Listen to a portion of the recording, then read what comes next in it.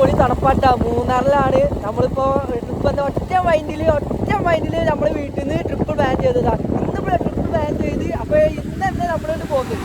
കാരണം നമ്മൾ കാറിൽ വരാൻ വേണ്ടിയിട്ടുള്ള പ്ലാനിങ്ങിലായിരുന്നു ട്രിപ്പ്. പക്ഷെ നമുക്ക് സാഹചര്യം കൊണ്ട് കാർ നമുക്ക് കിട്ടിയില്ല. അപ്പോൾ നമ്മളൊന്നും നോക്കിയില്ല, എന്നാലും പ്ലാൻ ചെയ്തില്ലേ. അപ്പോൾ നമ്മൾ ബൈക്ക് എടുത്ത് നമ്മൾ മൂന്നാറിൽ ബൈക്ക് എടുത്ത് വന്നപ്പോൾ ലക്കിയായി. കാരണം അത്ര നല്ല തണുപ്പ് ആസ്വദിച്ച് പോകാൻ പറ്റുന്നുണ്ട്.